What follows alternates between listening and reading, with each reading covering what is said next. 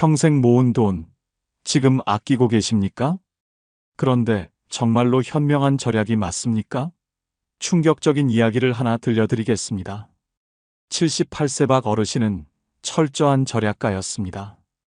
건강검진은 돈 낭비라며 거부하셨고 병원비 아낀다고 약도 끊으셨습니다. 음식도 가장 싼 것만 드시고 난방비 아낀다며 한겨울에도 내복만 껴입고 지내셨습니다. 그렇게 5년을 아끼며 사신 결과가 무엇이었을까요? 작년 겨울 폐렴으로 쓰러지셨고 병원에서 당뇨 합병증과 영양실조까지 발견되었습니다. 입원비와 치료비로 3,500만 원이 나왔습니다. 5년간 아낀 돈보다 훨씬 많은 금액입니다. 더 비극적인 것은 건강을 완전히 잃어버렸다는 점입니다. 이제는 혼자 걷지도 못하고 요양병원 신세를 지고 계십니다. 여러분도 이런 어리석은 절약을 하고 계시지는 않습니까? 노년에는 아껴야 할 돈과 절대 아껴서는 안 될 돈이 명확히 구분됩니다. 잘못된 곳에 돈을 아끼면 나중에 수십 배, 수백 배의 대가를 치르게 됩니다. 지금부터 노년에 절대 돈 아끼면 안 되는 5가지를 말씀드리겠습니다. 이것만큼은 반드시 기억하시고 실천하십시오. 여러분의 노후가 건강하고 행복하기를 진심으로 바랍니다. 좋아요 꼭 눌러주시면 시작하겠습니다. 노년에 절대 돈 아끼면 안 되는 첫 번째는 바로 건강검진과 예방치료입니다. 평생 모은 돈을 아끼려고 건강검진을 미루고 계신 분들이 많습니다. 그런데 여러분, 정말로 돈을 아끼는 것이 맞습니까? 아니면 오히려 더 큰 돈을 쓰게 만드는 어리석은 선택입니까? 결론부터 말씀드리면 건강검진을 미루는 것은 가장 어리석은 절약입니다. 작은 돈을 아끼려다 나중에 수천만 원을 쓰게 되는 최악의 선택이 됩니다. 건강검진 비용이 부담스러워서 몇 년째 받지 않고 계십니까? 몸이 조금 불편해도 그냥 참고 지나가면 되겠지 하고 생각하십니까? 이것이야말로 독이 든 절약입니다. 나이가 들면 몸속에서 조용히 병이 자라고 있어도 증상이 나타나지 않는 경우가 많습니다. 암, 당뇨, 고혈압, 심장질환 등 중증 질환들은 초기에는 아무런 신호를 보내지 않습니다. 통계를 보면 더욱 명확해집니다. 국립암센터 자료에 따르면 암을 조기에 발견하면 치료비가 평균 500만 원에서 1,000만 원 정도 듭니다. 하지만 말기에 발견하면 치료비가 3,000만 원에서 5,000만 원까지 올라갑니다. 게다가 조기 발견 시 생존율은 90%가 넘지만 말기 발견 시에는 20%도 안 됩니다. 몇십만 원 아끼려다 목숨까지 잃을 수 있다는 뜻입니다. 예방주사도 마찬가지입니다. 독감 예방접종, 폐렴구균 백신, 대상포진 예방접종 등을 돈 아깝다고 안 맞으시는 분들이 계십니다. 하지만 걸리고 나면 어떻게 됩니까? 독감으로 입원하면 100만 원 이상 들어갑니다. 폐렴에 걸리면 치료비가 수백만 원입니다. 대상포진은 한 번 걸리면 극심한 통증으로 몇 달을 고생하고 치료비도 만만치 않습니다. 실제 사례를 들려드리겠습니다. 75세이신 한 어르신은 건강검진 비용이 아깝다며 5년 동안 한 번도 받지 않으셨습니다. 매년 30만 원 정도 드는 종합검진이 부담스럽다는 이유였습니다. 그러다가 작년에 갑자기 배가 아파서 병원에 가셨는데 대장암 3기 판정을 받으셨습니다. 이미 암이 상당히 진행된 상태였습니다. 수술과 항암 치료를 받으시면서 지금까지 4천만 원 넘게 들어갔습니다.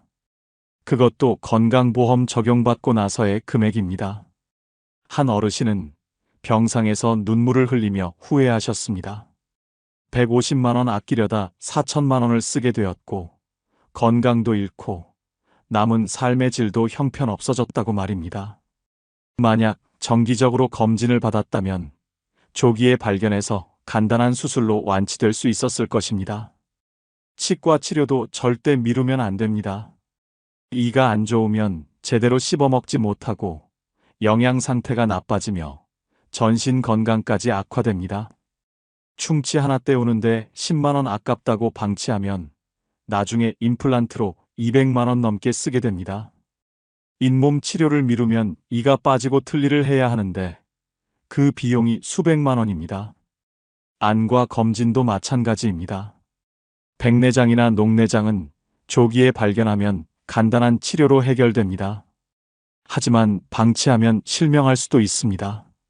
한 번 잃은 시력은 돌이킬 수 없습니다. 돈으로도 살 수 없습니다. 여러분, 명심하십시오. 건강검진과 예방치료는 소비가 아니라 투자입니다. 미래의 큰 지출을 막아주는 가장 현명한 지출입니다. 건강을 잃으면 아무리 많은 돈이 있어도 소용없습니다. 지금 당장 미뤄둔 건강검진 예약하시고 필요한 예방접종 받으십시오. 여러분의 건강이 곧 여러분의 재산입니다. 건강에 쓰는 돈은 절대 아까워하지 마십시오.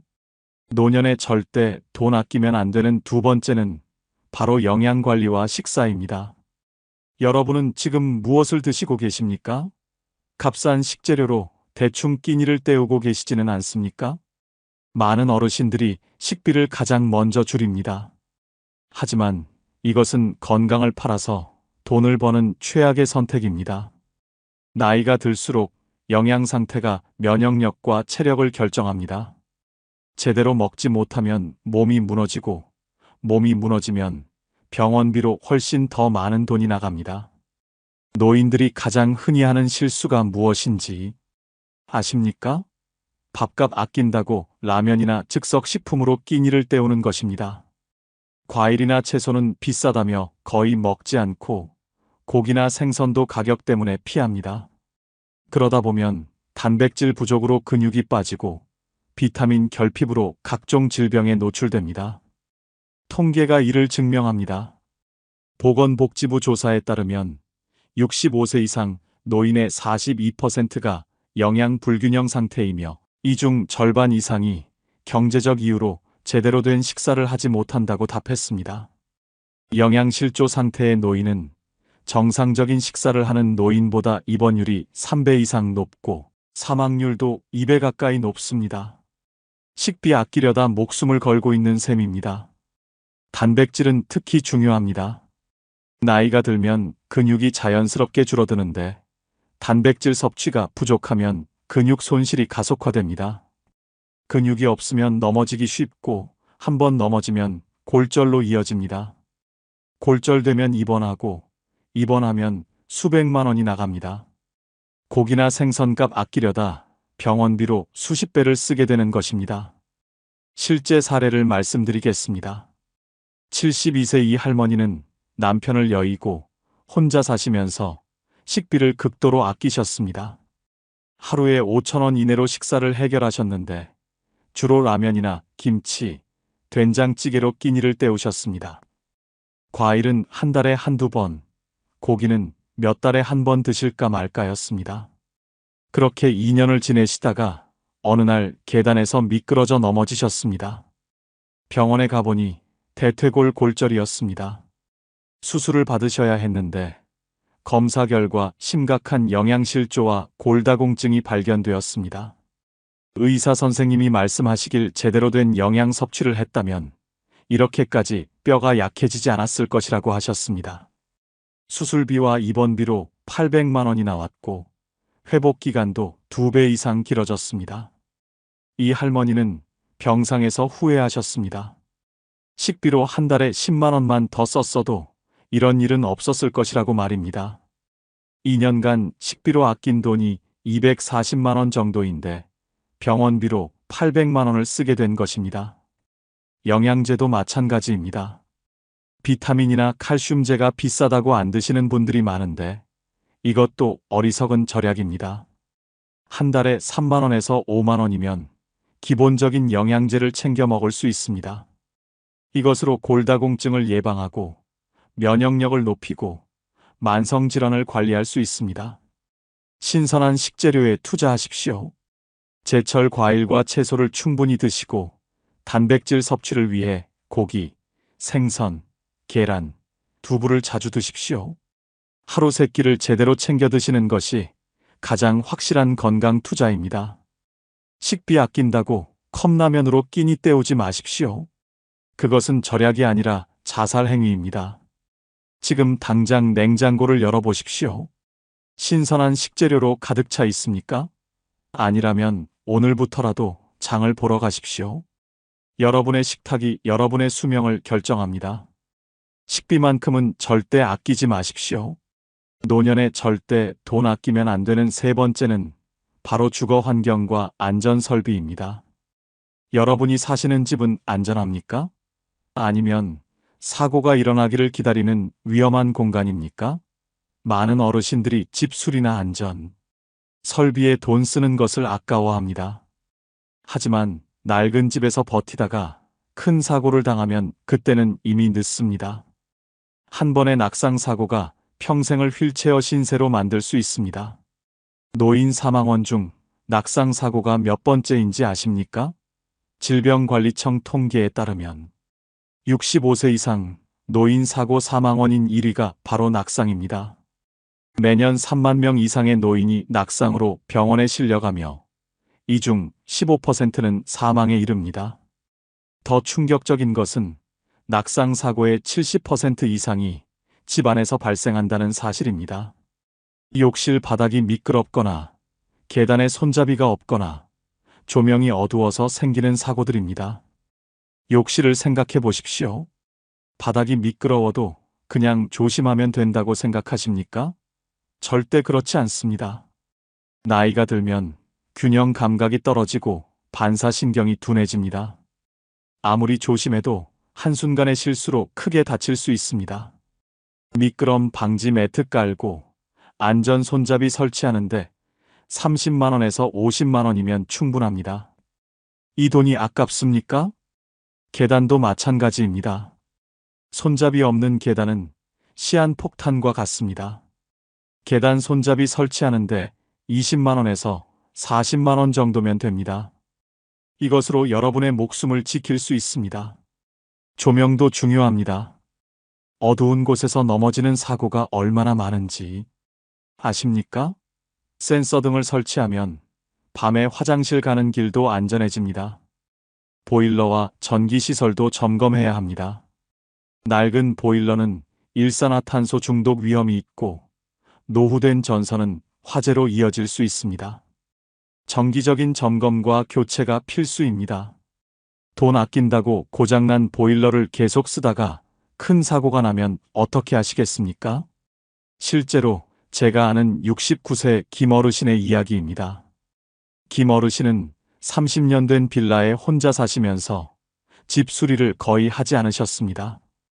욕실 바닥이 오래되어 미끄럽고 타일도 깨진 곳이 많았지만 수리비가 아까워 그냥 사셨습니다. 계단 손잡이도 한쪽이 부러져 있었는데 대충 끈으로 묶어서 쓰셨습니다. 지인들이 수리하시라고 권했지만 돈이 아깝다며 거절하셨습니다.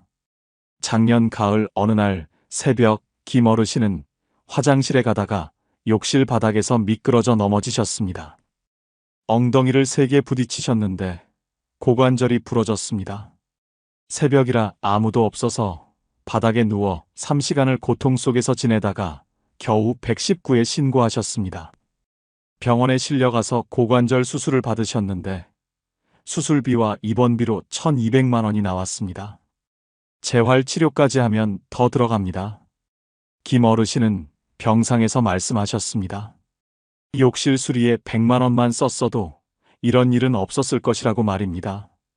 100만 원 아끼려다 1,200만 원을 쓰고 평생 불편한 몸으로 살아가야 하는 신세가 되신 것입니다.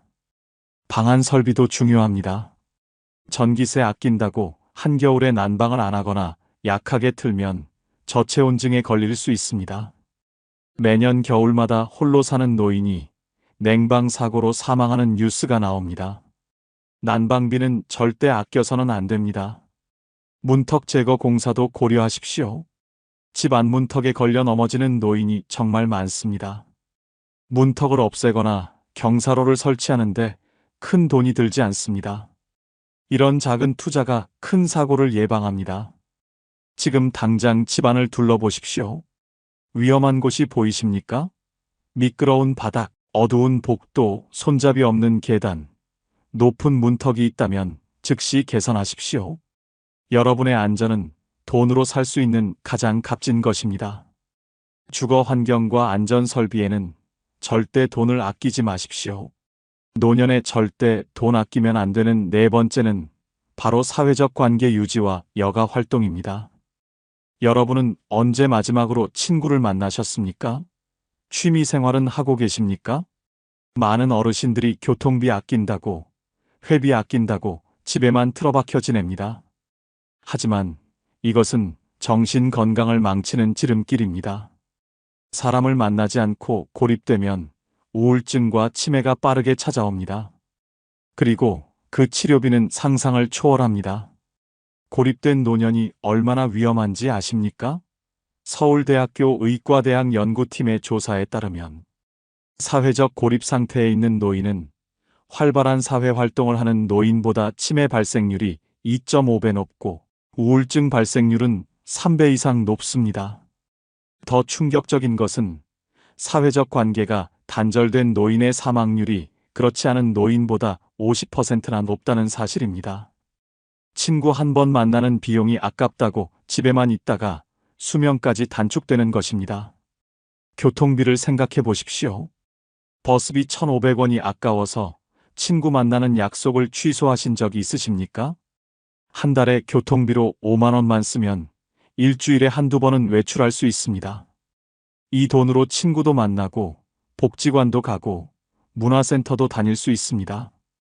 이것이 바로 정신 건강에 대한 투자입니다. 경로당이나 복지관 회비도 마찬가지입니다. 한 달에 1만 원에서 2만 원 정도면 다양한 프로그램에 참여할 수 있습니다. 운동교실, 노래교실, 미술교실 등 취미 활동을 하면서 새로운 친구도 사귈 수 있습니다. 이 돈이 아깝습니까?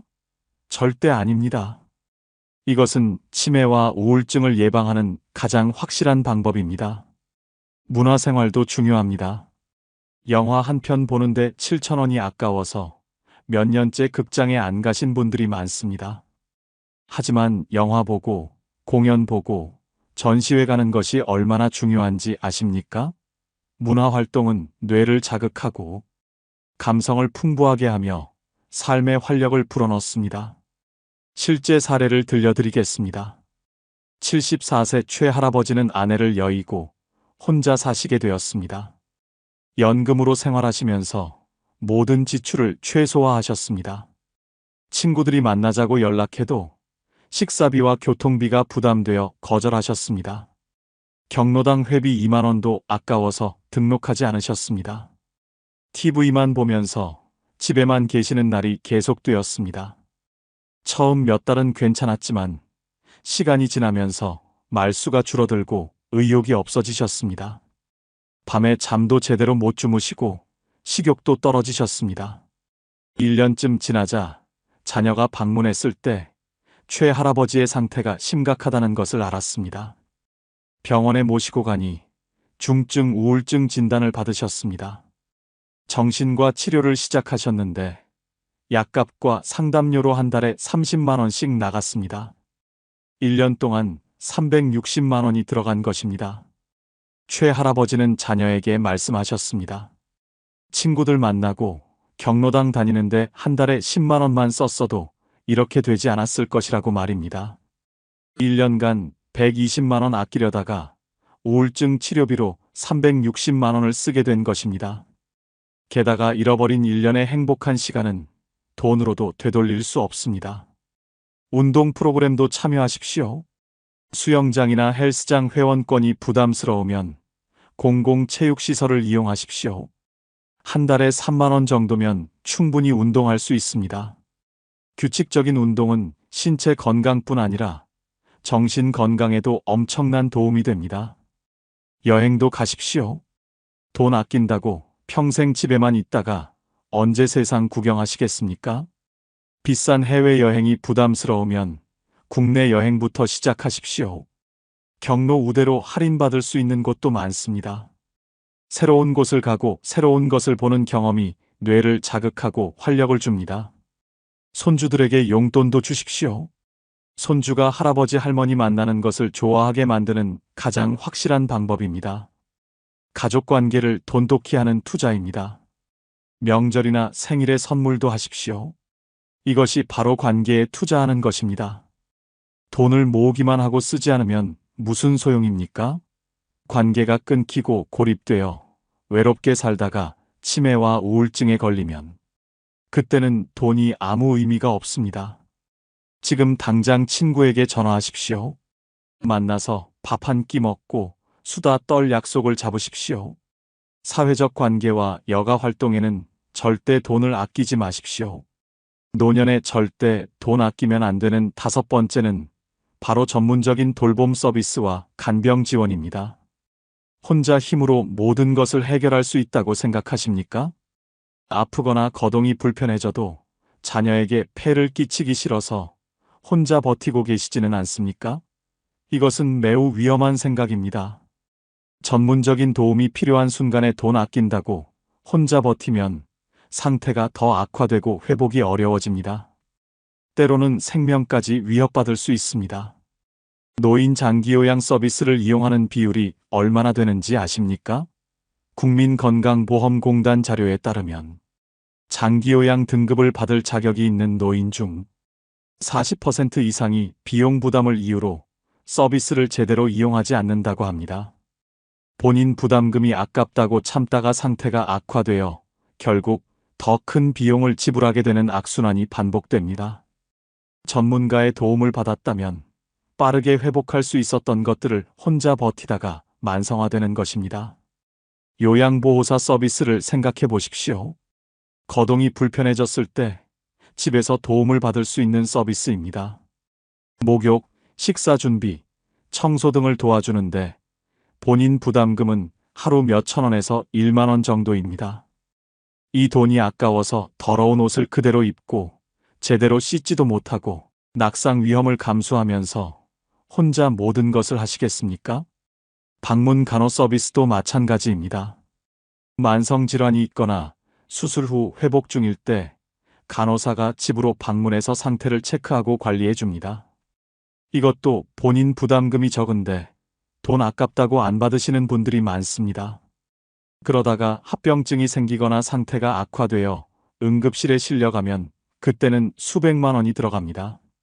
물리치료나 재활치료도 절대 아껴서는 안 됩니다. 무릎이 아프거나 허리가 아플 때 치료를 제대로 받지 않고 방치하면 나중에는 걷지도 못하게 됩니다.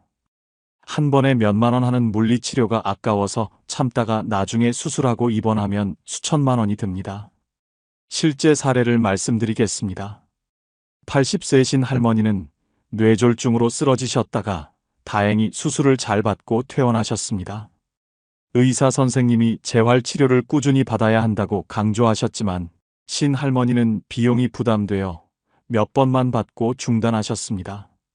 한 달 재활치료 비용이 본인 부담금으로 20만 원 정도 나왔는데 이것이 아까우셨던 것입니다. 집에서 혼자 운동하면 되겠지 생각하셨습니다. 하지만 전문가의 지도 없이 혼자 하는 운동은 효과가 거의 없었습니다. 오히려 잘못된 자세로 운동하다가 근육을 다치셨습니다. 6개월이 지나자 거동이 점점 불편해지셨고 결국 휠체어 신세를 지게 되셨습니다. 이제는 요양보호사의 도움 없이는 일상생활이 불가능해졌습니다. 한 달에 요양보호사 비용으로 80만 원씩 나가고 있습니다. 신할머니는 후회하십니다. 처음 6개월 동안 재활치료에 120만 원만 투자했다면 지금처럼 되지 않았을 것이라고 말입니다. 120만 원 아끼려다 평생 매달 80만 원씩 쓰는 신세가 된 것입니다. 1년만 계산해도 960만 원입니다. 주간보호센터도 적극 활용하십시오. 낮 시간 동안 센터에서 식사, 운동, 여가 활동을 제공받을 수 있습니다. 본인 부담금이 하루 5천 원에서 1만 원 정도인데 이것으로 건강관리도 하고 사회적 교류도 할 수 있습니다. 집에 혼자 있으면 TV만 보다가 치매가 빨리 오지만 센터에 나가면 두뇌 활동이 활발해지고 치매 예방에 큰 도움이 됩니다. 식사 배달 서비스도 고려하십시오. 혼자 요리하기 힘들 때 도시락 배달 서비스를 이용하면 영양가 있는 식사를 할 수 있습니다. 한 끼에 5,000원에서 7,000원 정도인데 이것도 아까워서 라면으로 끼니를 때우시면 건강이 악화됩니다. 응급 안전 서비스에도 가입하십시오. 혼자 사시는 분들은 특히 중요합니다. 넘어지거나 갑자기 쓰러졌을 때 버튼 하나로 119에 신고되는 서비스입니다. 한 달에 1만 원 정도면 되는데 이것이 여러분의 생명을 구할 수 있습니다. 자녀에게 폐 끼치기 싫다는 생각은 이해합니다. 하지만 혼자 버티다가 큰 사고가 나면 자녀들은 더 큰 부담을 안게 됩니다. 전문적인 돌봄 서비스를 이용하는 것이 자녀에게도 여러분에게도 훨씬 좋은 선택입니다.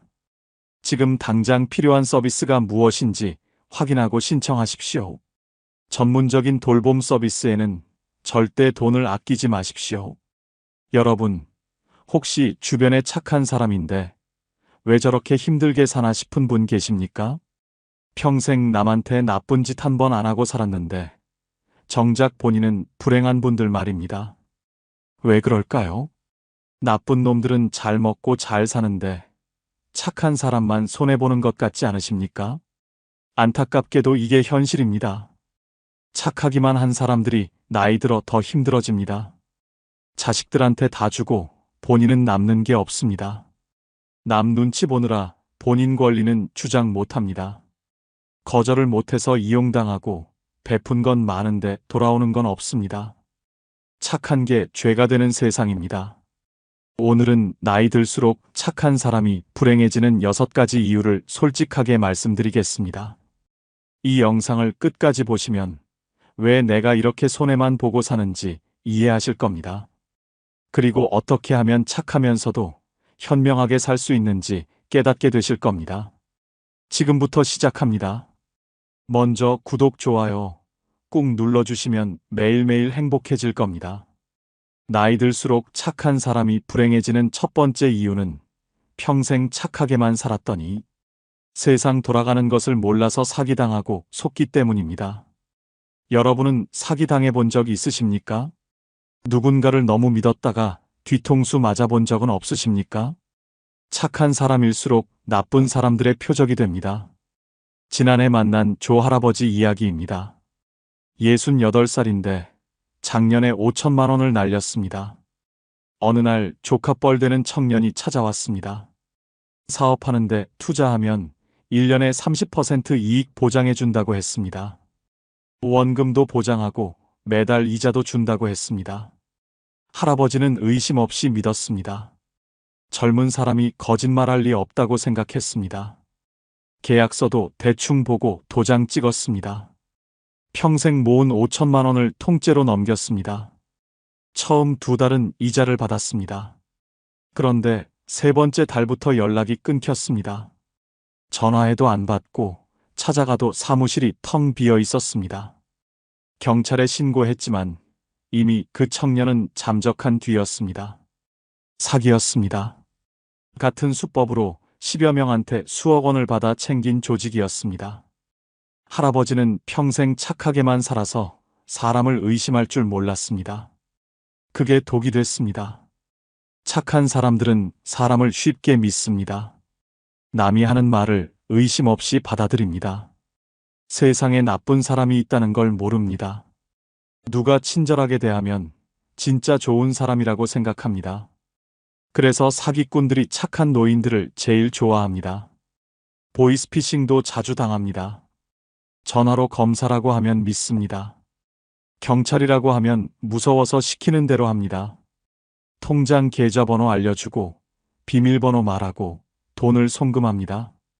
자식이 사고 났다는 말에 놀라서 확인도 안 하고 돈을 보냅니다. 나중에 사기인 걸 알고 후회해도 돈은 돌아오지 않습니다. 건강식품 판매원한테도 속습니다. 집에 찾아와서 며칠 동안 친절하게 대해줍니다. 어깨도 주물러주고 이야기도 들어주고 정성껏 챙겨줍니다. 그러다 마지막 날 건강식품 사라고 합니다. 몇백만 원짜리인데 안 사면 섭섭할 것 같아서 삽니다.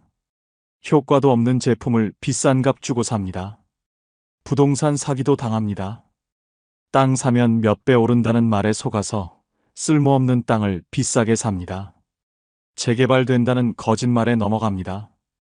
계약서도 제대로 안 읽고 도장 찍습니다. 나중에 사기인 걸 알아도 돈 돌려받을 길이 없습니다. 그러면 어떻게 해야 합니까? 의심하는 법을 배우십시오. 너무 좋은 조건은 사기입니다. 높은 이자 준다는 투자, 몇 배 오른다는 땅, 공짜로 준다는 건강식품, 다 사기입니다. 세상에 공짜는 없습니다. 전화로 돈 요구하면 일단 끊으십시오. 검사든 경찰이든 전화로 돈 달라고 안 합니다. 자식 사고 났다는 말 들으면 직접 확인하십시오. 황급히 송금하지 마십시오. 계약서는 꼭 천천히 읽으십시오. 이해 안 되면 자식이나 전문가한테 물어보십시오. 혼자 결정하지 마십시오. 특히 큰돈 관련된 건 더욱 조심하십시오. 개인정보 함부로 주지 마십시오. 통장 계좌번호, 비밀번호, 카드 정보 절대 말하지 마십시오. 누가 친절하게 도와준다고 해도 핸드폰이나 카드 넘기지 마십시오.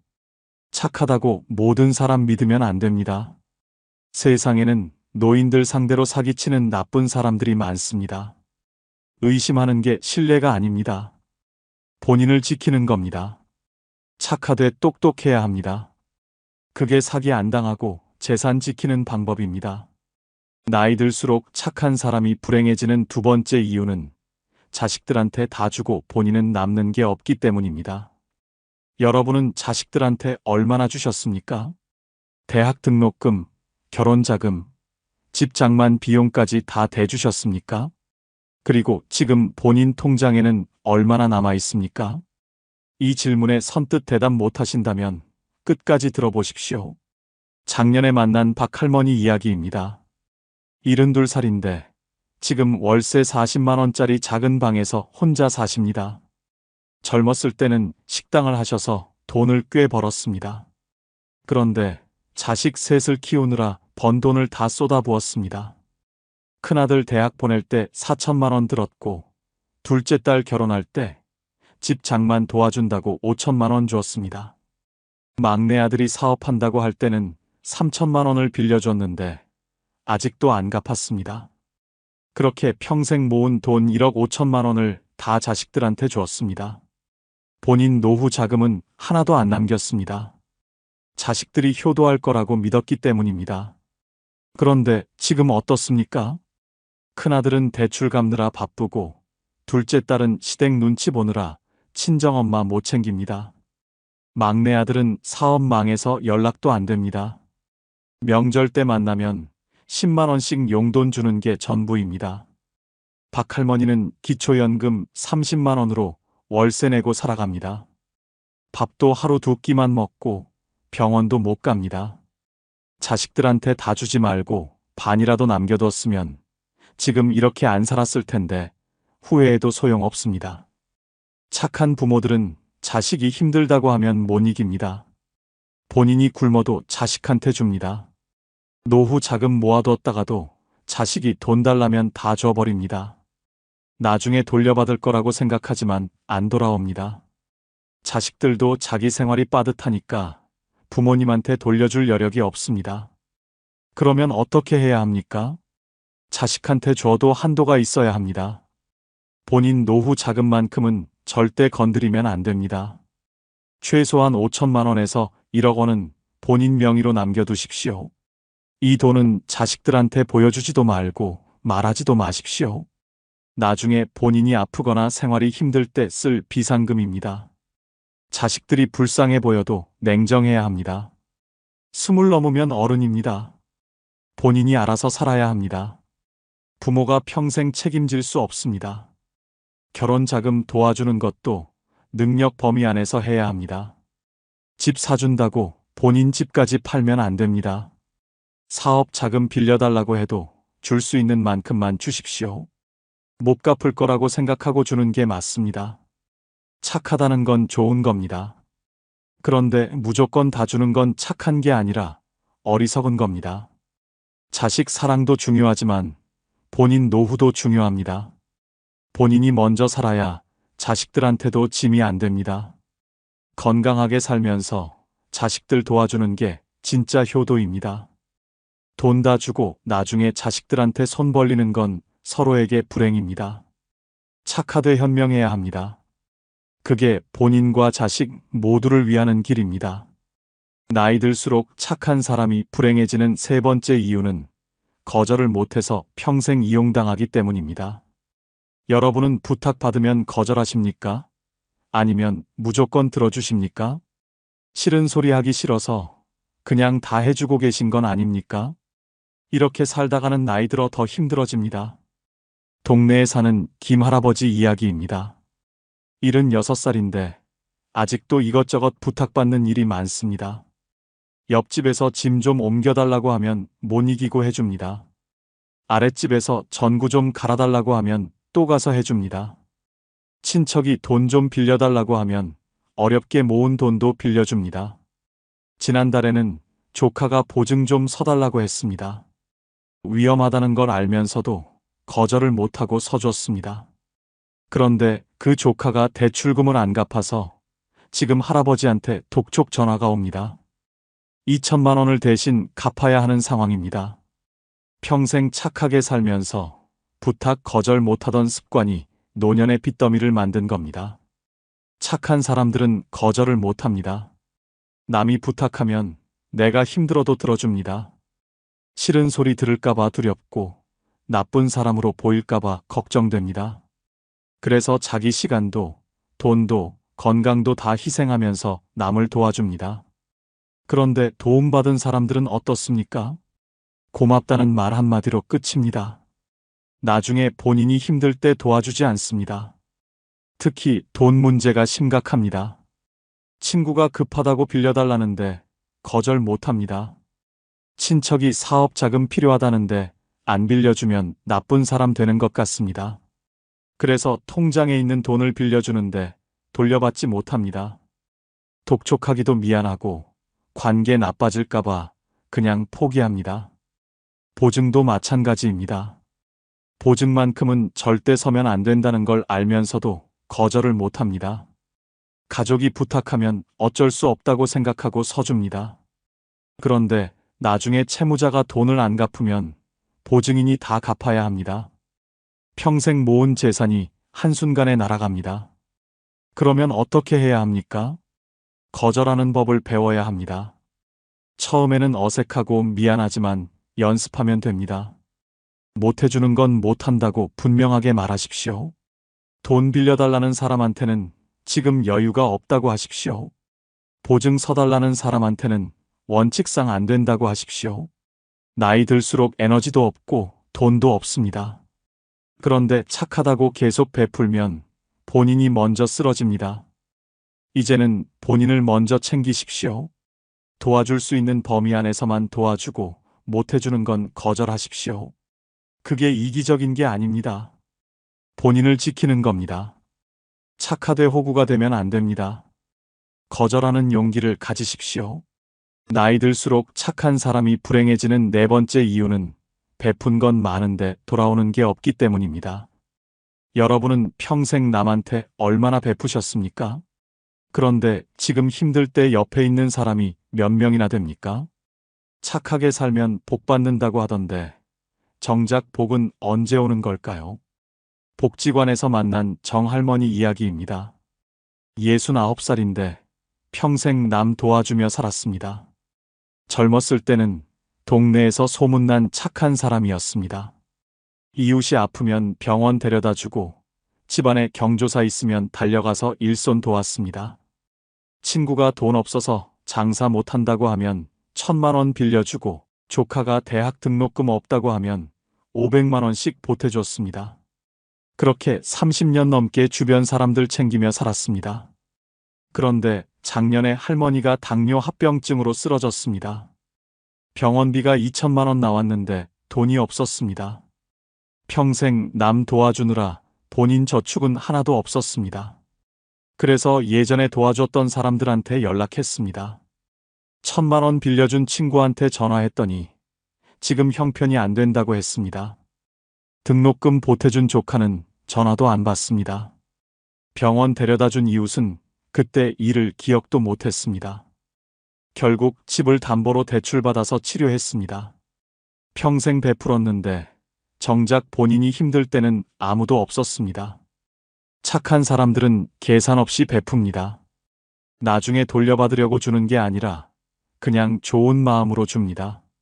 누가 힘들면 안쓰러워서 도와주고 누가 어려우면 아까운 거 없이 나눠줍니다. 본인이 조금 손해보는 건 괜찮다고 생각합니다. 언젠가는 좋은 일이 생길 거라고 믿습니다. 그런데 현실은 냉정합니다. 도움받은 사람들은 시간 지나면 잊어버립니다. 당장 급할 때는 고맙다고 하지만 나중에는 당연하게 생각합니다. 심지어 도와준 사실조차 기억 못하는 사람도 많습니다. 본인이 힘들 때 찾아가면 오히려 부담스러워합니다. 특히 돈을 빌려주면 관계가 끝납니다. 빌려간 사람은 갚기 싫어서 연락을 끊습니다. 빌려준 사람이 독촉하면 오히려 화를 냅니다. 그렇게 오랜 친구도 가까운 친척도 돈 때문에 원수가 됩니다. 결국 돈도 못 받고 관계도 잃습니다. 시간과 노력도 마찬가지입니다. 남일 도와주느라 본인 시간을 다 씁니다. 육아 도와달라는 자식 집에 가서 손주 봐주고 청소 도와달라는 친구 집에 가서 일해줍니다. 그런데 나중에 본인이 도움 필요할 때는 어떻습니까? 다들 바쁘다고 안 옵니다. 그때 도와준 것은 잊어버리고 지금 자기 일이 더 중요합니다. 그러면 어떻게 해야 합니까? 무조건 베푸는 걸 멈추십시오. 도와주되 한계를 정하십시오. 돈은 돌려받을 생각 없는 금액만 주고 시간은 본인 생활에 지장 없는 범위에서만 내주십시오. 본인 것을 먼저 챙기고 남는 게 있을 때 나눠주십시오. 베풀 때는 기대하지 마십시오. 돌려받을 거라고 기대하면 배신감만 커집니다.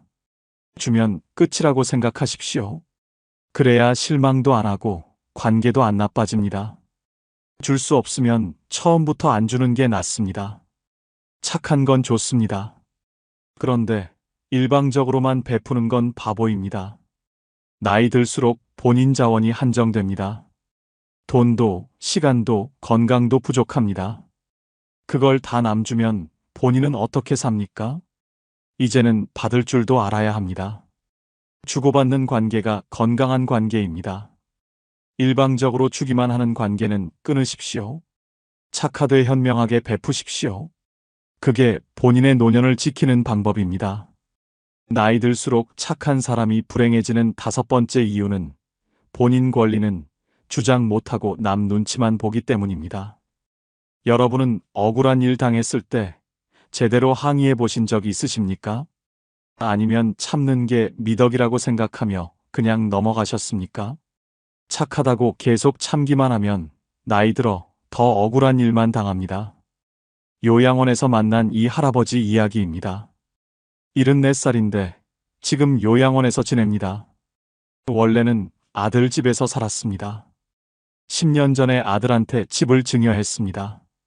평생 모은 돈 3억 원짜리 아파트였습니다.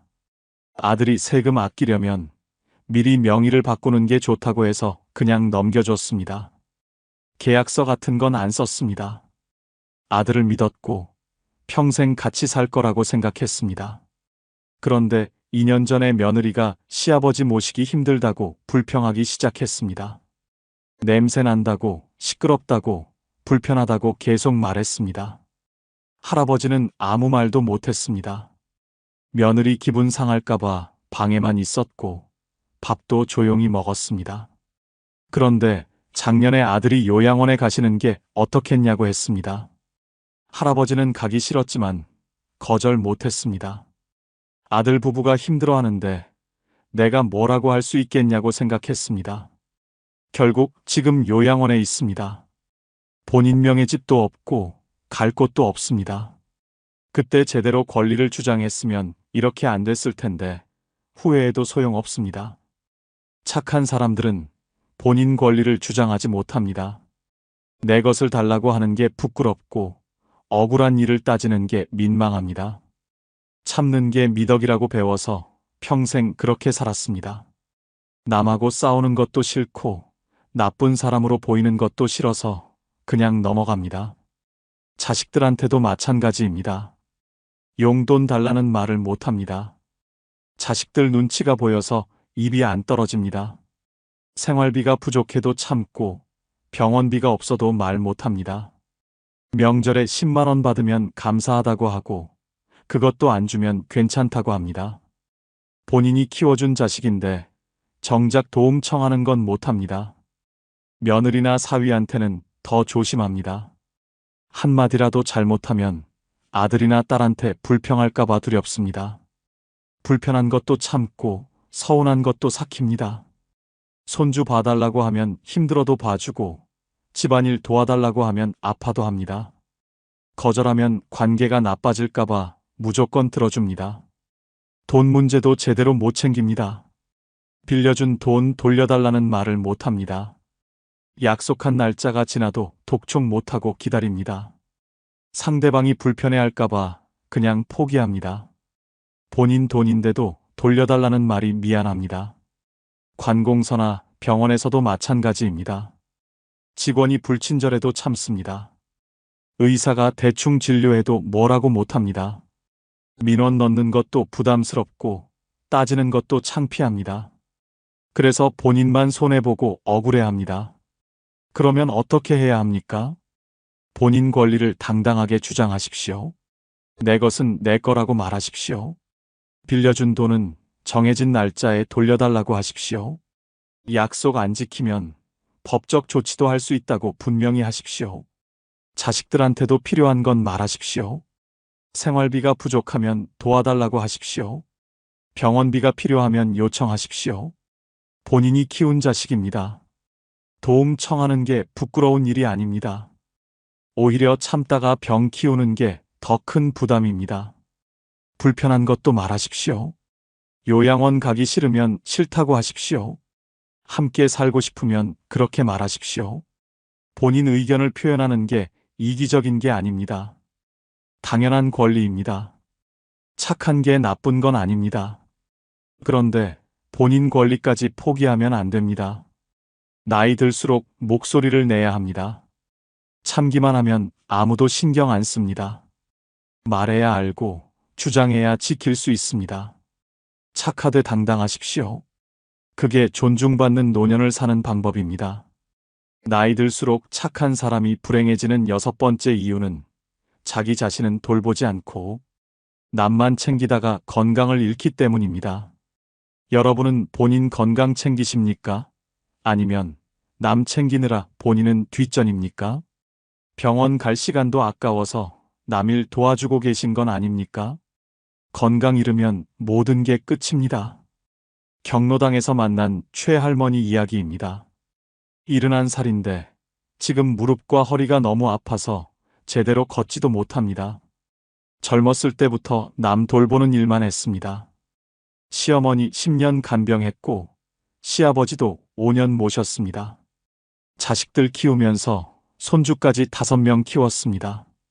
아침 일찍 일어나 밥하고 빨래하고 청소하고 아이들 학교 보내고 그러다 보면 하루가 갔습니다.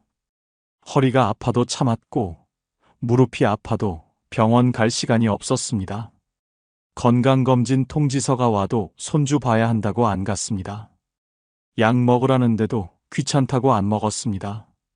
그렇게 10년을 버텼는데 작년에 쓰러졌습니다. 디스크가 심해져서 수술받아야 한다고 했습니다. 무릎 연골도 다 닳아서 인공관절 넣어야 한다고 했습니다. 수술비만 2천만 원 넘게 들었습니다. 지금은 거동도 불편해서 남 돌보기는커녕 본인이 도움받아야 합니다. 그때 건강 챙겼으면 이렇게까지 안 됐을 텐데 후회해도 늦었습니다. 착한 사람들은 자기 몸을 혹사합니다. 남 돌보느라 본인 건강은 신경 안 씁니다. 아파도 참고 힘들어도 버팁니다.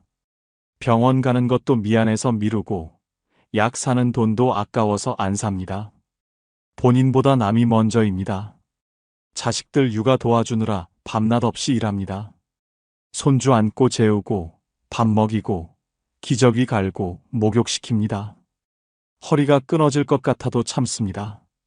자식들 편하게 해주려고 본인이 고생합니다. 그러다 디스크 오고 관절염 생기고 혈압 올라갑니다. 시부모나 부모 간병하느라 몇 년을 고생합니다. 대소변 받아내고 씻기고 식사 도와주고 약 챙기고 병원 데려갑니다. 하루도 쉬지 못하고 몇 년씩 합니다. 본인 건강검진도 못 가고 아파도 참습니다. 간병하다가 본인이 먼저 쓰러지는 경우가 많습니다. 집안일도 혼자 다 합니다. 청소하고 빨래하고 밥하고 설거지하고 장 보고 쉴 시간이 없습니다. 명절 때는 더 심합니다. 며칠 동안 주방에서 음식 만들고 손님 치르고 설거지하다 보면 다리가 퉁퉁 붓습니다. 그래도 참습니다. 가족들 편하게 해주려고 본인이 희생합니다. 식사도 제대로 못합니다. 남 먹이느라 본인은 대충 먹습니다. 좋은 반찬은 다 자식들 주고 본인은 김치에 밥 먹습니다. 영양 부족으로 빈혈 오고 골다공증 생기고 면역력 떨어집니다. 그러다 병에 걸립니다. 잠도 제대로 못 잡니다.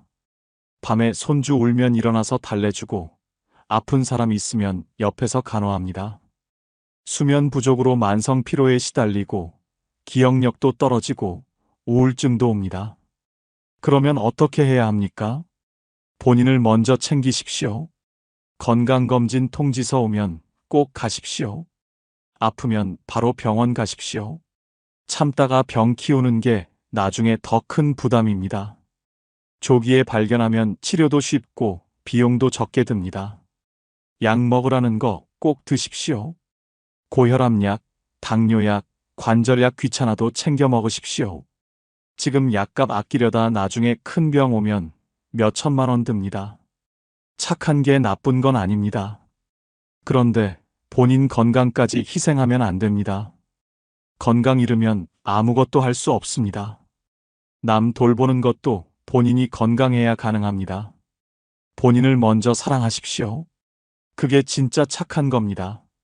마지막으로 좋아요 한번 눌러주시면 내일도 행복하실 겁니다. 늙으면 돈이 전부일까요? 아니면 건강이 최고일까요? 솔직히 말씀드리겠습니다. 나이 들수록 돈은 단순한 숫자가 아닙니다. 병원에 갈 때마다 쌓이는 진료비, 자녀들에게 짐이 되지 않으려는 마음, 갑자기 목돈이 필요한 순간들을 겪으면서 깨닫게 됩니다. 경제적 여유가 있어야 존중받고 선택의 자유를 누릴 수 있다는 사실을 말입니다. 주변을 둘러보십시오. 돈이 있는 어르신과 없는 어르신의 삶은 확연히 다릅니다. 이것은 냉정한 현실입니다. 하지만 절망하실 필요는 없습니다. 지금부터 말씀드리는 6가지 이유를 이해하시면 노후 자금 관리의 중요성을 제대로 깨닫고 현명한 준비를 시작하실 수 있습니다. 여러분의 노후가 존엄하고 행복하길 바라는 마음에서 진심을 담아 준비했습니다. 함께 알아보시겠습니다. 먼저 좋아요 눌러주시면 복 받으실 겁니다.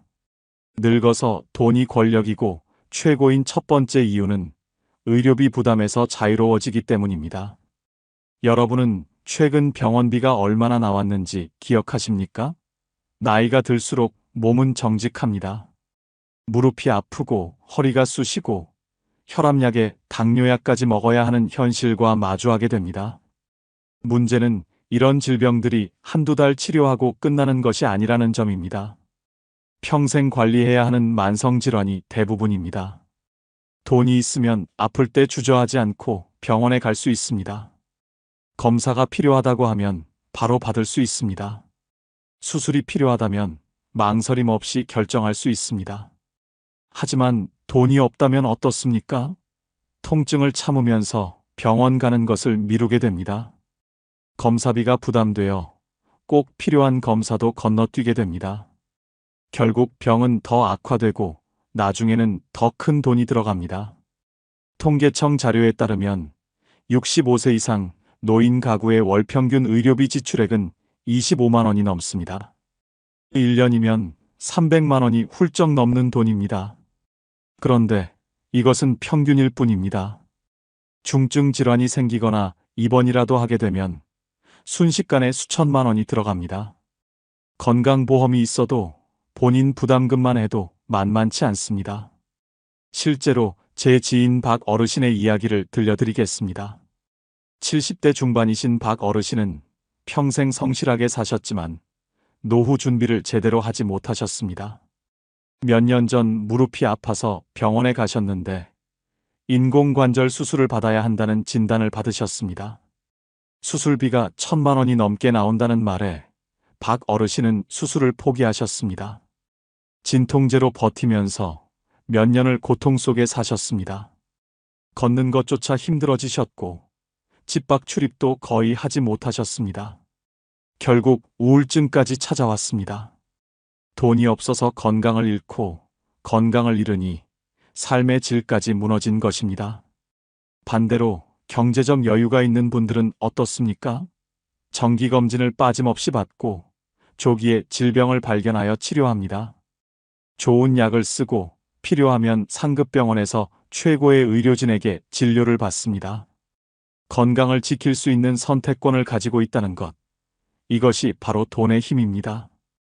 여러분의 통장 잔고가 곧 건강 수명을 결정짓는다고 해도 과언이 아닙니다. 늙어서 돈이 권력이고 최고인 두 번째 이유는 자녀에게 짐이 되지 않고 당당하게 살 수 있기 때문입니다. 솔직히 말씀드려 보겠습니다. 자녀들 앞에서 손 벌리며 용돈 받는 것이 편하십니까? 아니면 당당하게 내 돈으로 내가 쓰고 싶은 것을 사는 편이 낫습니까? 답은 명확합니다. 경제적으로 독립되어 있을 때 비로소 진정한 존엄성을 지킬 수 있습니다. 한국보건사회연구원 조사 결과를 보면 충격적인 사실이 드러납니다. 65세 이상 노인 중 절반 이상이 자녀로부터 경제적 지원을 받고 있으며 이 중 80% 이상이 심리적 부담감을 느낀다고 답했습니다. 자녀에게 손 벌리는 순간부터 부모의 권위는 무너지기 시작합니다. 이것이 우리가 마주한 냉혹한 현실입니다.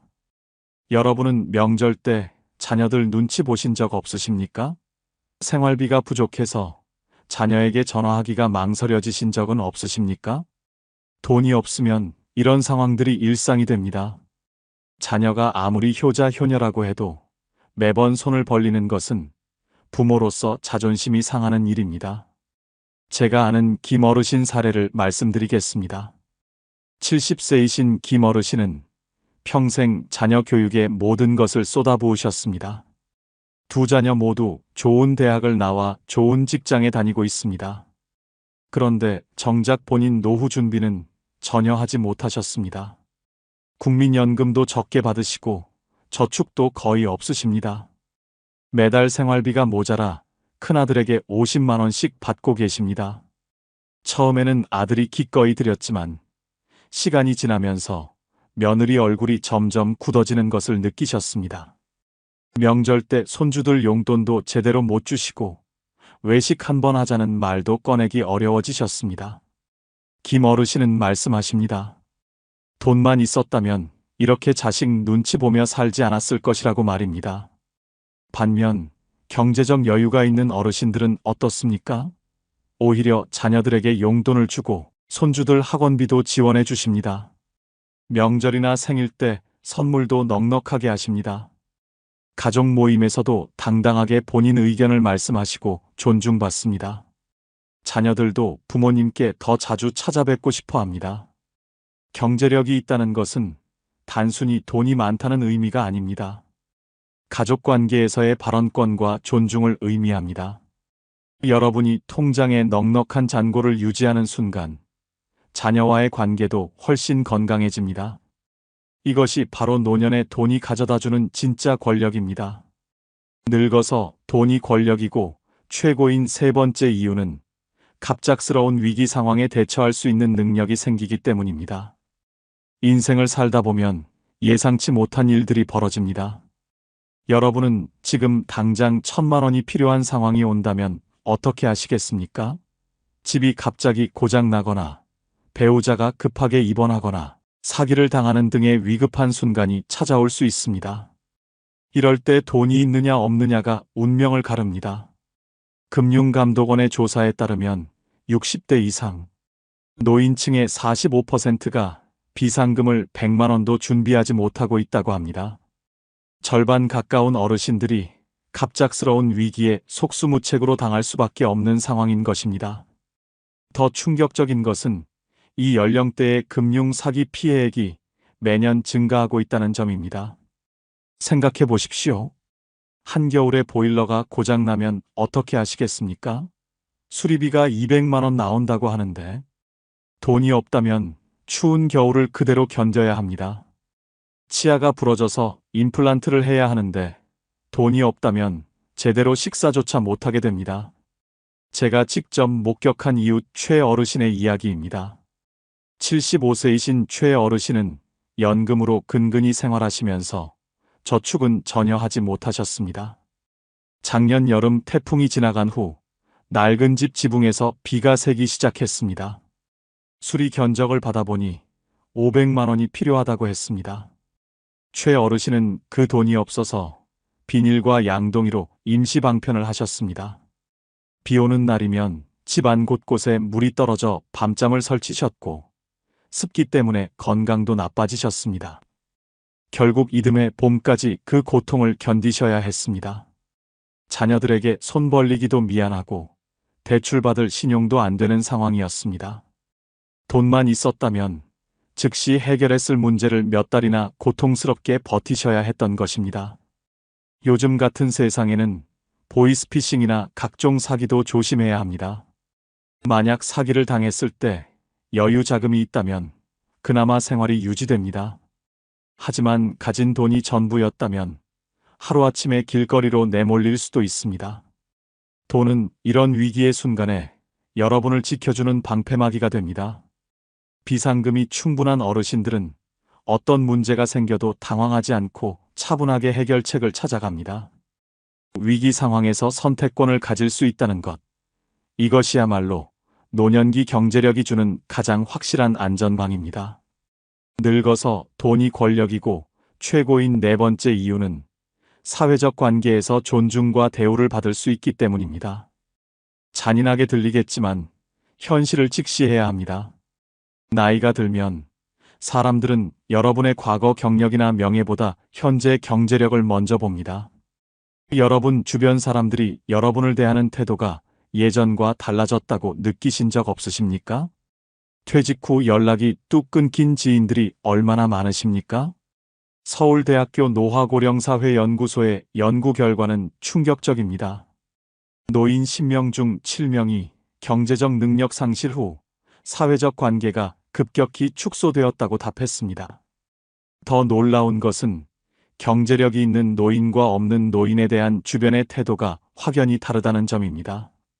슬픈 이야기지만 이것이 우리가 사는 세상입니다. 친구들과 만날 때를 생각해 보십시오. 식사 한 끼 사지 못하고 항상 얻어먹기만 한다면 점점 모임에 나가기 싫어집니다. 골프나 여행을 함께 가자는 제안이 와도 돈이 없어서 거절해야 한다면 자연스럽게 연락이 줄어듭니다. 결국 집에만 틀어박혀 외로운 노년을 보내게 됩니다. 실제로 제가 알고 있는 정 어르신의 상황을 들어보시겠습니다. 69이신 정 어르신은 젊었을 때 중소기업 임원까지 하신 분입니다. 퇴직 후 사업을 하셨는데 실패하셔서 재산을 거의 날리셨습니다. 현재는 기초연금으로 근근히 살아가고 계십니다. 예전 동료들이 모임을 갖자고 연락이 왔지만 정 어르신은 매번 핑계를 대고 거절하십니다. 회비가 부담스럽고 다른 친구들이 해외여행 이야기나 골프 이야기를 할 때 끼어들 수가 없기 때문입니다. 작년 동창회에 억지로 참석했는데 다들 비싼 옷을 입고 좋은 차를 몰고 오는 것을 보면서 더 위축되셨다고 합니다. 식사 후 2차 가자는 제안에도 돈이 없어서 먼저 일어나셨습니다. 그 후로는 아예 모임 연락도 차단하고 지내십니다. 경제력을 잃으니 자연스럽게 인간관계까지 잃게 된 것입니다. 하지만 경제적 여유가 있는 어르신들은 완전히 다른 삶을 사십니다. 식사 한턱 내고, 여행도 함께 다니고, 취미 생활도 활발하게 하십니다. 주변에 사람들이 자연스럽게 모여들고, 존중받는 위치를 유지하십니다. 동창회나 모임에서도 당당하게 본인 의견을 말씀하시고, 리더 역할을 하십니다. 손주들이 할아버지 할머니 만나는 것을 좋아하고, 이웃들도 반갑게 인사합니다. 돈이 있다는 것은 단순히 물질적 풍요만을 의미하지 않습니다. 사람들 사이에서 당당하게 설 수 있는 힘을 의미합니다. 여러분의 경제력이 곧 여러분의 사회적 위치를 결정짓는다는 사실을 기억하십시오. 늙어서 돈이 권력이고 최고인 5번째 이유는 삶의 선택권과 자유를 끝까지 지킬 수 있기 때문입니다. 지금 이 순간 여러분은 하고 싶은 일을 자유롭게 하고 계십니까? 가고 싶은 곳에 마음대로 갈 수 있으십니까? 경제력이 없으면 모든 선택이 제한됩니다. 먹고 싶은 음식도 가격표를 먼저 보게 되고 여행도 꿈꿀 수 없게 됩니다. 심지어 어디서 어떻게 살아갈지조차 스스로 결정하지 못하는 상황에 내몰립니다. 한국노인인력개발원의 최근 조사를 보면 가슴이 아픕니다. 70세 이상 노인 중 62%가 경제적 이유로 원하지 않는 곳에서 원하지 않는 방식으로 살고 있다고 답했습니다. 본인이 살고 싶은 곳에서 원하는 방식대로 살 자유조차 없는 것입니다. 이보다 더 슬픈 노년이 어디 있겠습니까? 여러분이 만약 요양원에 가야 하는 상황이 온다면 어떻게 하시겠습니까? 돈이 있으면 깨끗하고 좋은 시설을 선택할 수 있습니다. 하지만 돈이 없다면 선택권 없이 정부 지원 시설에 배정받아야 합니다. 먹고 싶은 것, 입고 싶은 것, 하고 싶은 취미 활동까지 모두 포기해야 합니다. 제가 봉사활동을 하면서 만난 강 할머니의 이야기를 들려드리겠습니다. 81살이신 강 할머니는 평생 남편 뒷바라지와 자녀 양육에만 헌신하셨습니다. 남편이 돌아가신 후 자녀들과 함께 살게 되었는데 며느리와 관계가 좋지 않았습니다. 본인이 원하는 것은 작은 원룸이라도 독립해서 자유롭게 사는 것이었습니다. 하지만 경제력이 전혀 없는 강 할머니는 선택권이 없었습니다. 매일 며느리 눈치를 보며 작은 방 한 칸에서 조용히 지내셔야 했습니다. 친구들 만나러 나가고 싶어도 교통비가 부담되어 자주 나가지 못하셨습니다. 좋아하던 화초 가꾸기도 성당 활동도 모두 포기하셨습니다. 강 할머니는 눈물을 글썽이며 말씀하셨습니다. 젊었을 때 내 앞가림이라도 할 만큼 돈을 모아놨더라면 이렇게 눈치 보며 살지는 않았을 거라고 말입니다. 자유를 잃은 노년이 얼마나 비참한지 보여주는 사례입니다. 반대로 경제적 자립이 된 어르신들은 어떻습니까? 혼자 살고 싶으면 혼자 살고 자녀와 함께 살고 싶으면 함께 삽니다. 여행 가고 싶을 때 가고 배우고 싶은 것이 있으면 배웁니다. 맛있는 음식도 마음껏 드시고 문화생활도 즐기십니다. 아프면 좋은 병원 가고 필요하면 간병인도 쓰십니다. 인생의 마지막까지 본인이 주인으로 살아갈 수 있습니다. 이것이 바로 진정한 자유입니다. 돈이 있어야 선택할 수 있고 선택할 수 있어야 존엄한 삶을 살 수 있습니다. 여러분의 노후 자금은 단순한 돈이 아닙니다. 여러분의 자유와 존엄성 그 자체입니다. 지금이라도 늦지 않았으니 노후를 위한 경제적 준비를 시작하십시오. 늙어서 돈이 권력이고 최고인 6번째 이유는 생의 마지막 순간까지 품위를 지키며 떠날 수 있기 때문입니다. 누구나 인생의 마지막을 맞이합니다. 그런데 여러분은 어떤 모습으로 생을 마감하고 싶으십니까? 자녀들에게 빚과 부담만 남기고 떠나고 싶으십니까? 아니면 정리된 삶으로 편안하게 떠나고 싶으십니까? 경제력은 생의 마지막 순간에도 여러분의 존엄성을 결정짓습니다. 대한장례지도사협회의 통계를 보면 현실이 적나라하게 드러납니다. 장례 비용 평균이 2천만 원을 넘어섰으며 경제력이 없는 노인의 경우 자녀들이 장례비 마련에 큰 어려움을 겪는다고 합니다. 심지어 일부는 장례를 제대로 치르지 못하고 간소하게 화장만 하는 경우도 30%에 달합니다. 평생 고생하고 살았는데 마지막조차 제대로 보내지 못한다면 얼마나 슬픈 일입니까? 돌아가시기 전 마지막 시간들을 생각해 보십시오. 중환자실에서 연명 치료를 받을 때 비용 걱정 때문에 자녀들이 고민하는 모습을 보고 싶으십니까? 아니면 충분한 의료 혜택을 받으며 편안하게 마지막을 준비하고 싶으십니까? 돈이 있으면 호스피스 병동에서 존엄하게 생을 정리할 수 있습니다. 얼마 전 세상을 떠나신 윤 할아버지의 사례가 생각납니다. 85이셨던 윤 할아버지는 평생 성실하게 사셨지만 노후 준비를 거의 하지 못하셨습니다. 암 판정을 받으시고 병원비가 걱정되어 적극적인 치료를 포기하셨습니다. 자녀들이 치료받으시라고 권했지만 윤 할아버지는 완강히 거절하셨습니다. 자식들에게 빚을 남기고 싶지 않다는 이유였습니다. 결국 집에서 통증을 참으며 마지막 몇 달을 보내셨고 돌아가신 후에도 장례 비용 때문에 자녀들이 친척들에게 돈을 빌려야 했습니다. 윤 할아버지는 평생 자식들 위해 희생하셨는데 마지막까지 부담만 주고 떠나셨다는 죄책감에 편히 눈을 감지 못하셨습니다. 돈만 있었다면 제대로 된 치료도 받고 품위 있는 장례도 치를 수 있었을 것입니다. 경제적 여유가 있는 어르신들은 다릅니다. 미리 장례 비용을 준비해 두고 유언장도 작성하며 자녀들에게 유산까지 남깁니다. 아플 때도 최선의 치료를 받으며 고통을 최소화합니다. 돌아가신 후에도 자녀들이 경제적 부담 없이 정성껏 장례를 치러드립니다. 평생 쌓아온 명예와 존엄성을 마지막 순간까지 지키는 것입니다. 생애 마지막까지 자녀들에게 짐이 되지 않고 떠날 수 있다는 것. 이것이 바로 돈이 주는 최후의 권력입니다.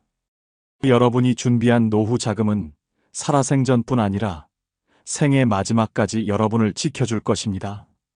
품위 있는 마무리를 위해서라도 경제적 준비는 필수입니다. 지금 당장 시작하십시오. 늙어서 돈이 권력이고 최고인 7번째 이유는 모든 대인관계에서 당당함을 잃지 않을 수 있기 때문입니다. 여러분은 친구나 친척 앞에서 고개를 숙인 적이 있으십니까? 돈 때문에 하고 싶은 말을 참으신 경험은 없으십니까? 경제력이 없으면 사람들 앞에서 자신감이 사라지고 점점 움츠러들게 됩니다. 당당함은 노년의 자존감을 지키는 가장 중요한 요소입니다.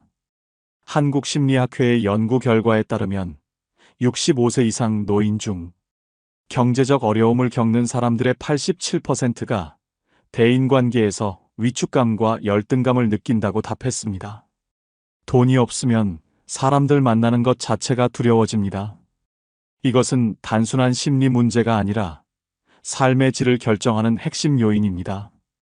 친척 모임에 가면 어떻습니까? 다른 사람들은 손주 학원비 대주고 자녀 결혼 자금 보태주는 이야기를 하는데 여러분은 입 한 번 떼기 어렵습니까? 경조사비를 낼 때마다 부담스러워서 모임 자체를 피하게 되지는 않으십니까? 이런 순간들이 쌓이면 자존감이 무너집니다. 저희 동네에 사시는 조 어르신의 사연을 말씀드리겠습니다. 73이신 조 어르신은 예전에 작은 가게를 운영하시다가 부도를 맞으셨습니다. 지금은 기초생활수급자로 살아가고 계십니다. 조 어르신에게는 오랜 친구들이 많았지만 경제적으로 어려워진 후로는 연락을 거의 끊고 지내십니다. 한 번은 친구 생일 파티에 초대받았는데 선물을 준비할 돈이 없어서 가지 못하셨습니다. 동창회에서도 회비를 내지 못해 빠지신 적이 여러 번입니다. 이웃 어르신들이 점심 먹으러 가자고 해도 계산할 차례가 올까봐 거절하십니다. 심지어 손주가 학교에서 상을 받았는데 용돈을 줄 형편이 안 되어 축하 전화조차 망설이셨다고 합니다. 조 어르신은 말씀하십니다. 돈이 없으니 사람 만나는 것이 무섭고 누구 앞에서도 당당하게 말할 수가 없다고 합니다. 경제력을 잃으니 대인관계에서의 자신감까지 완전히 사라진 것입니다. 하지만 경제적으로 안정된 어르신들은 완전히 다른 삶을 사십니다. 친구들과 만날 때 식사 한턱 내시며 즐거워하시고 친척 모임에서도 적극적으로 이야기하십니다. 손주들 용돈도 넉넉히 주시고 경조사에도 당당하게 참석하십니다.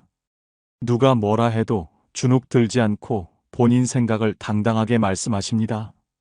사람들도 자연스럽게 그런 어르신을 존중하고 의견을 경청합니다. 경제력이 있으면 어디를 가든 떳떳하고 누구를 만나든 자신감 있게 행동할 수 있습니다. 당당함은 돈으로 살 수 없다고 하지만 노년에는 경제력이 당당함의 기초가 됩니다. 통장 잔고가 여러분의 자신감을 만들고 그 자신감이 건강한 대인관계를 만듭니다. 사람들 앞에서 고개 숙이지 않는 노년을 위해 지금부터 경제적 준비를 철저히 하십시오. 끝으로 좋아요 부탁드립니다. 감사합니다. 나 없으면 집안 꼴이 어떻게 되겠어? 내가 이 나이에 다 해주니까 당신은 조용히 있어. 내가 밥 해주니까 고개 숙이고 고맙다고 해. 노년에 나이 많은 여자를 만나는 순간 이런 말들이 일상이 됩니다. 처음에는 의지할 수 있는 동반자처럼 보이지만 시간이 지나면 나이를 무기로 존중을 강요하고 집안일을 핑계로 권력을 잡습니다. 생활비를 쥐고 흔들며 자유를 빼앗고 눈물과 화를 번갈아 터뜨리며 상대를 무너뜨립니다. 심지어 건강 문제까지 무기 삼아 죄책감을 심어줍니다. 결국 사랑은 구속으로 변하고 노년의 삶은 후회와 고통으로 뒤덮입니다. 이 이야기는 남의 일이 아니라 당신의 내일이 될 수 있습니다. 첫 번째, 늙어 나이 많은 여자를 만나면 안 되는 이유는 가사 분담을 요구하면서도 결코 만족하지 않기 때문입니다. 처음에는 같이 살려면 서로 조금씩 도와야죠. 라는 말로 시작합니다. 그 말은 합리적으로 들립니다. 하지만 시간이 지나면 남자는 설거지를 해도 청소를 해도 빨래를 널어도 늘 한마디를 들어야 합니다. 그렇게 대충 할 거면 하지 마. 내가 다시 해야겠다. 칭찬은 없고 끝없는 불만만 돌아옵니다. 결국 집안일은 도와주는 것이 아니라 신문을 받는 일이 되고 남자는 매일 피곤한 죄인이 됩니다. 실제 사례를 보겠습니다. 경북 구미에 사는 72세 오재호 씨는 67세 여성과 재혼했습니다. 처음에는 함께 사는 기쁨에 청소나 장보기 같은 집안일도 자발적으로 도왔습니다. 하지만 문제는 그 다음부터였습니다. 오 씨가 청소기를 돌리면 구석구석 안 했네. 내가 다시 해야겠다. 설거지를 하면 물때가 그대로야. 당신은 손만 대는 거지 제대로 안 하네. 빨래를 널어도 옷이 삐뚤빼뚤하잖아. 다시 해. 결국 오 씨는 집안일을 할수록 무능한 사람 취급을 당했습니다. 그는 나중에 친구들에게 울분을 토했습니다. 나는 노력해도 늘 부족하다고 욕먹는 집안 머슴이야. 또 다른 사례도 있습니다. 충남 아산에 사는 70세 장영호 씨는 65세 여성과 동거를 시작했습니다. 그녀는 처음부터 가사 분담을 강조했습니다. 이제 시대가 바뀌었으니 집안일은 같이 해야 해요. 장 씨는 기꺼이 받아들였습니다. 하지만 현실은 달랐습니다. 밥상을 차리면 익은 반찬이 너무 단순해. 장을 보고 오면 왜 더 싱싱한 걸 안 사와? 심지어 쓰레기를 버려도 봉지 묶는 게 왜 이렇게 허술해? 라는 말이 따라왔습니다. 장 씨는 결국 이렇게 고백했습니다. 나는 집안일을 도와주는 게 아니라 매번 시험을 치르는 수험생 같았다. 1점이라도 틀리면 야단을 맞으니 숨이 막힌다. 이 두 사례는 결코 특별하지 않습니다. 많은 남성들이 노년의 가사 분담을 이유로 매일 비난을 받습니다. 집안일을 하지 않으면 무책임하다 욕을 먹고 해도 내 방식은 틀렸다. 는 말만 듣습니다. 집은 안식처가 아니라 심판의 무대가 되고 남자는 늘 낙제점만 받는 학생처럼 위축됩니다. 결국 가정은 평온을 주는 곳이 아니라 지적과 불만이 쏟아지는 고통의 장소가 됩니다. 맹자는 이렇게 말했습니다. 칭찬은 사람을 살리고 꾸짖음은 사람을 죽인다. 가사 분담도 마찬가지입니다. 함께하는 의미가 존중과 배려에서 출발해야 하지만 그것이 불만과 지배의 도구가 될 때 관계는 무너집니다. 늙어 나이 많은 여자를 잘못 만나면 그들은 집안일을 핑계로 상대를 끊임없이 깎아내립니다. 노력은 인정받지 못하고 작은 흠은 끝없는 잔소리로 돌아옵니다.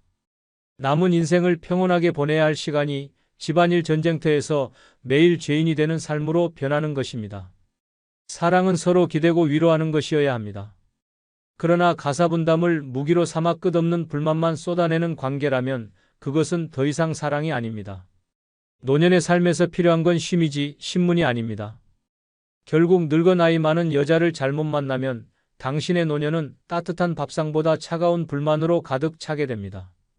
남는 것은 사랑이 아니라 상처뿐입니다. 두 번째, 늙어 나이 많은 여자를 만나면 안 되는 이유는 결국 사랑보다 조건을 먼저 따지기 때문입니다. 겉으로는 외로워서 의지할 사람이 필요해서라는 말로 접근하지만 속을 들여다보면 가장 먼저 묻는 건 돈과 집, 연금과 재산입니다. 사랑은 핑계일 뿐 조건이 만족스럽지 않으면 언제든 마음은 식고 태도는 달라집니다. 노년에 기대야 할 평온은 사라지고 남는 건 조건 앞에 무력해지는 씁쓸한 현실뿐입니다. 실제 사례를 보겠습니다. 경기도 부천에 사는 72세 이정호 씨는 아내와 사별한 후 지인의 소개로 65세 여성과 만났습니다. 처음에는 다정했습니다.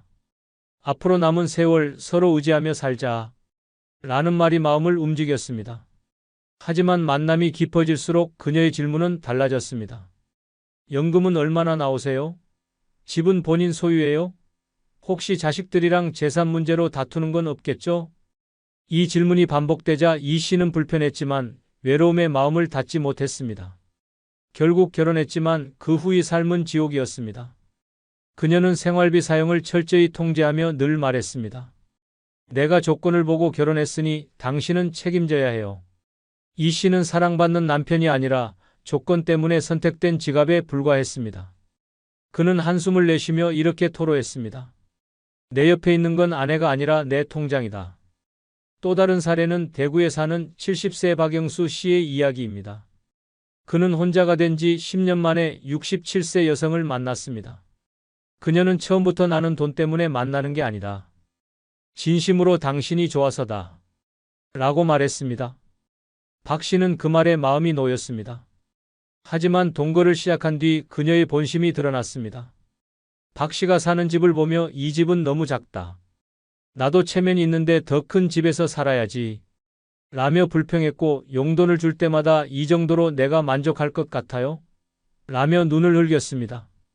심지어 박 씨가 병원비 때문에 여행을 미루자 조건이 이렇게 불안정할 줄 알았으면 내가 왜 당신을 만났겠냐?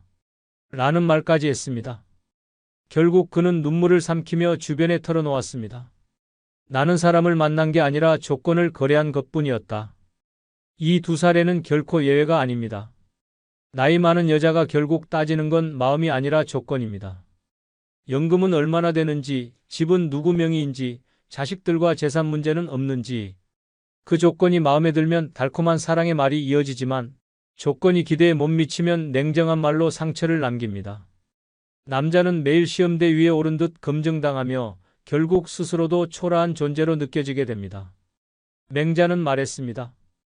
이익을 좇는 자는 반드시 관계를 잃는다. 사랑이 아니라 조건을 우선하는 순간 관계는 이미 깨진 것입니다. 노년에 필요한 건 돈이 아니라 따뜻한 위로이고 조건이 아니라 진심입니다. 그러나 늙어 나이 많은 여자를 잘못 만나면 그 위로와 진심은 존재하지 않습니다. 오직 조건만이 남습니다. 사랑은 서로를 바라보는 눈빛에서 시작되어야 합니다. 하지만 조건이 먼저인 만남은 눈빛이 아니라 통장을 바라봅니다. 결국 남는 건 사랑의 따스함이 아니라 조건의 차가움뿐입니다. 당신의 노년은 거래가 아니라 위로로 채워져야 합니다. 그러나 조건을 먼저 따지는 여자를 만나는 순간 당신의 삶은 사랑이 아니라 철저한 계산서로 끝나버릴 것입니다. 세 번째, 늙어 나이 많은 여자를 만나면 안 되는 이유는 나이 들어 더 까다롭고 예민해지기 때문입니다. 젊을 때는 넘기던 사소한 일들도 나이가 들면 모두 불만의 씨앗이 됩니다. 음식 맛 하나, 집안 분위기 하나에도 예민하게 반응하며 작은 말투에도 상처받았다고 울분을 터뜨립니다. 사랑을 기대했지만 현실은 끝없는 긴장과 불편입니다. 남자는 하루하루 눈치를 보며 살아야 하고 노년의 평온은 산산이 부서집니다. 실제 사례를 보겠습니다. 경기도 의정부에 사는 71세 이정호 씨는 66세 여성과 재혼했습니다. 처음엔 다정했습니다. 함께 밥을 먹고 산책을 나가며 외로움을 달래주는 동반자 같았습니다. 그러나 몇 달 지나지 않아 그녀의 본성이 드러났습니다. 반찬이 왜 이렇게 짜? 당신은 나 생각 안 해? TV 소리가 너무 크다. 내가 예민한 거 모르냐? 심지어 이 씨가 신문을 읽다 한숨을 쉬자 나를 무시해서 그런 거냐? 라며 따졌습니다. 작은 행동 하나도 불만으로 번졌고 집안 공기는 언제나 살얼음판 같았습니다. 이 씨는 결국 친구에게 이렇게 토로했습니다. 나는 지금 집이 아니라